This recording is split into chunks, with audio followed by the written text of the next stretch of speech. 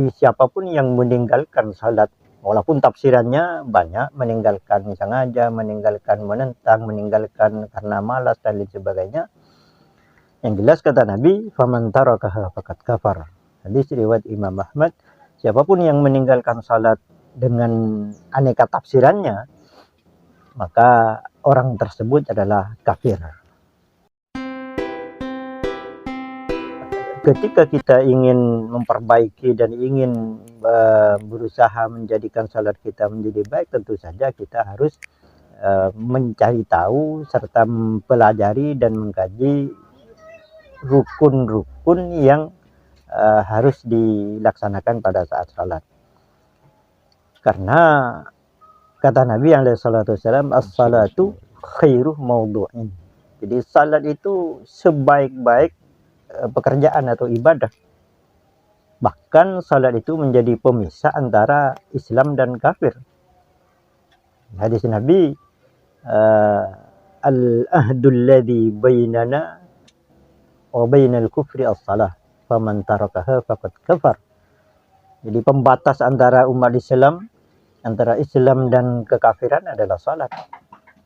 Jadi siapapun yang meninggalkan salat, walaupun tafsirannya banyak, meninggalkan sengaja, meninggalkan menentang, meninggalkan karena malas dan lain sebagainya.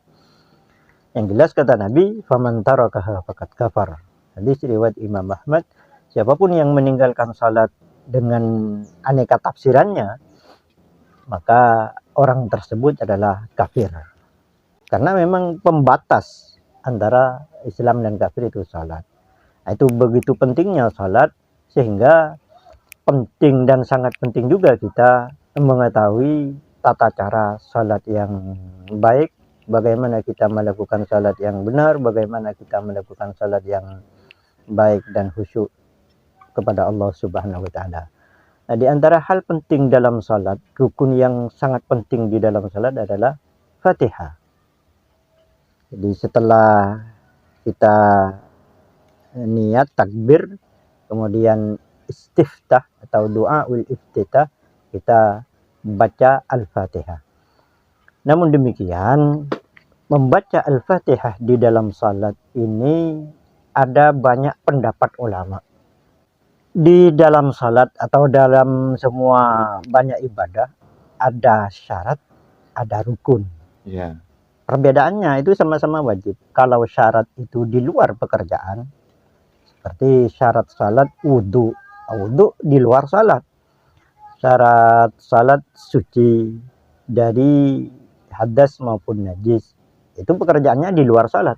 Iya. Kemudian yang kedua ada rukun. Rukun adalah sesuatu yang wajib dilakukan dan dakhilun fiha, artinya masuk dalam bingkai ibadah itu. Kalau salat yang masuk dalam pekerjaan salat, itu rukun. Kemudian rukun salat itu ada dua, ada rukun qauli, ada rukun fi'li. Jadi rukun qauli artinya rukun yang diucapkan dan harus diucapkan. Kalau tidak diucapkan ya tidak sah salatnya.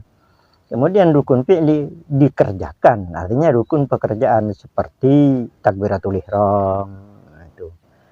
Nah, rukun yang dua ini, baik qauli maupun fi'li dalam salat, itu kan ada yang mengatakan 17, ada 15, 13 dan seterusnya itu.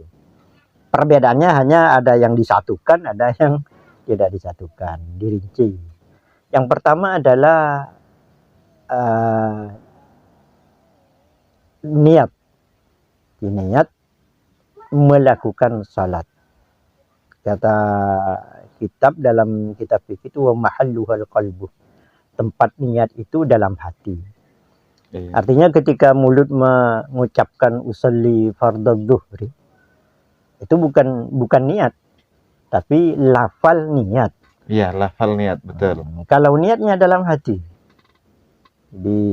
Kemudian niat itu menurut madhab Syafi'i muqtaranan bi fi'li, harus bersamaan dengan sebagian dari pekerjaan, sehingga bersamaan dengan takbiratul ihram. Jadi pertama niat, yang kedua takbiratul ihram, itu harus niat masuk di dalam kalimat Allahu Akbar itu. Iya. Masalah angkat tangan atau tidak angkat itu banyak perbedaan di antara para ulama. Iya, Yang iya. mana yang kita jalani ya sudah jalankan. Iya, iya. Kemudian takbiratul ihram. Yang ketiga, Fatihah. Itu yang rukun yang ketiga, qiraatul Fatihati, membaca Al-Fatihah. Yang keempat, ruku. Yang kelima, tumaknina dalam ruku. Yang keenam, i'tidal. Yang ketujuh, tumaknina dalam i'tidal. Yang kedelapan, sujud. Yang kesembilan, tumaknina dalam sujud. Kemudian yang kesepuluh, julus baina sajdataini atau duduk di antara kedua sujud. Yang ke-11 tumaknina dalam duduk itu. Yang 12 sujud kedua. Yang ke-13 tumaknina dalam sujud itu. Itu 13. Iya. Jadi secara mujma' alaih atau muttafaq alaih bainal ulama, rukun salat itu 13 itu. Iya ya, Bu ya. Kita mulai dari niat.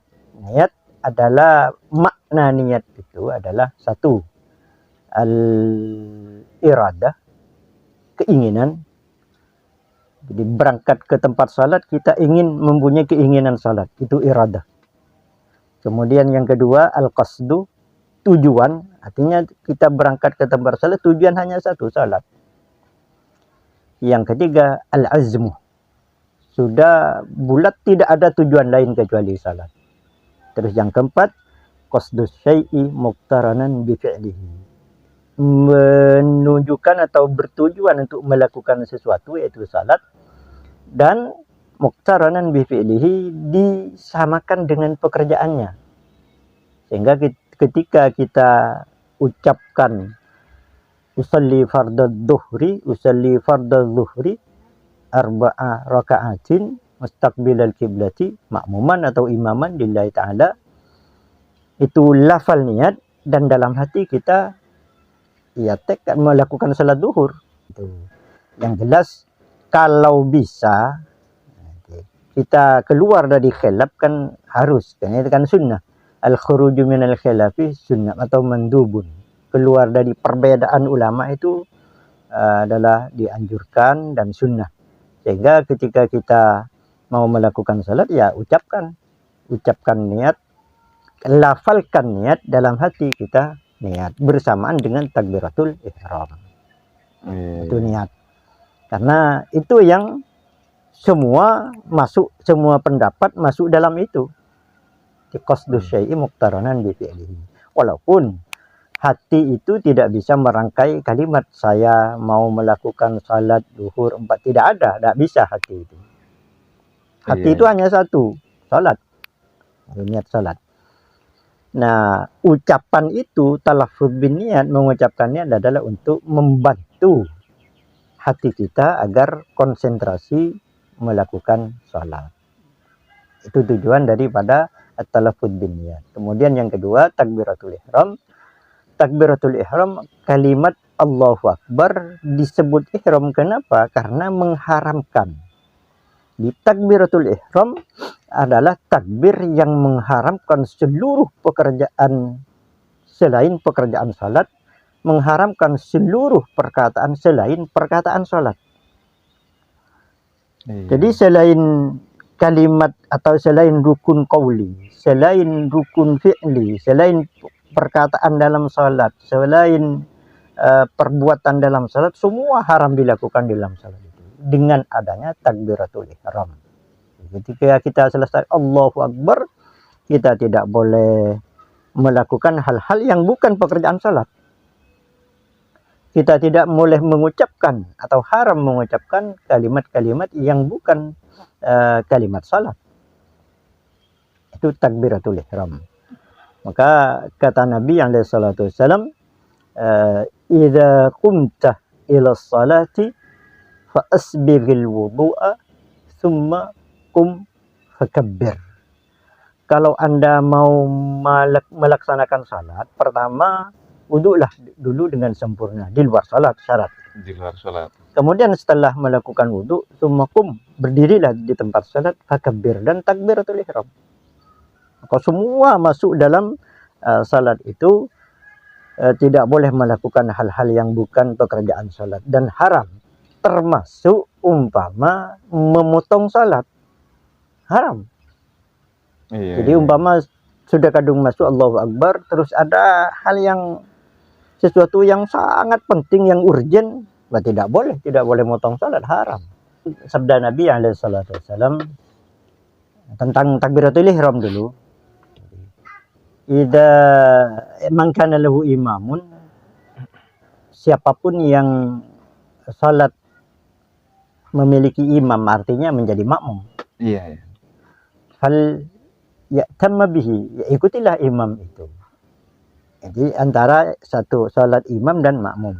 Jadi kewajiban utama makmum adalah mengikuti seluruh gerak-gerik dan apa yang dilakukan imam.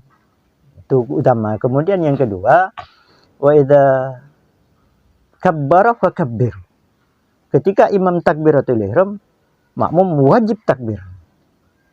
Maka ketika ada orang tidak takbir setelah imam, artinya masih nunggu atau belum baru datang, itu dinamakan masbuk. Iya, masih nolah-noleh ke belakang, lihat itu. temennya begitu. Itu menghilangkan fadilah jamaah sudah. Iya, Jadi iya. begitu imam takbir Allahu Akbar, makmum takbir Allahu Akbar. Jangan sibuk dengan hal-hal lain supaya salatnya betul-betul murni jamaah, artinya tidak ada campur hal-hal lain. Dan makruh kalau orang berjemaah atau makmum itu salat sendirian di belakang saf. Jadi semua saf, 2 saf umpama, kemudian datang seseorang penuh di depan itu, salat sendiri di belakang, ya makruh. Iya, iya. Tidak boleh, harus takbir narik orang dari depan. Kalau diperkirakan, kalau diperkirakan tidak ada tambahan begitu kan. Kalau ada, kalau masih terus berdatangan. Iya, Nah, iya, iya. ini jadi kemudian sabda Nabi, jadi tadi idza kabbara fakabbir, kalau imam takbir silah langsung takbir. Kemudian wa idza qara'a fa ansitu, dan apabila imam membaca, fa ansitu, dengarilah, dengarkanlah dan simaklah. Nah, ini yang menjadi perbedaan antara ulama. Rukun salat yang ketiga yaitu surah Al-Fatihah. Iya, iya. Jadi bagaimana makmum? Apakah wajib makmum membaca Al-Fatihah atau justru dilarang makmum membaca Al-Fatihah? Jadi Allahu Akbar sudah diam aja gitu. Atau Allahu Akbar iftitah dan baca Al-Fatihah. Nah, itu yang menjadi perbedaan pendapat di antara para ulama, karena berangkat dari dua hal. Satu, berangkat dari firman Allah Subhanahu wa taala. Di Allah berfirman, wa idza quri'al qur'anu fastami'u lahu wa ansitu. Apabila ada Al-Qur'an dibaca, maka kewajiban kita satu, mendengarkan. Istima', mendengarkan, bukan mendengar. Jadi ada beda antara mendengar dan mendengarkan. Iya, iya, iya. Kemudian yang kedua, wa ansitu, dan simak, kita menyimak bacaan Al-Quran tersebut.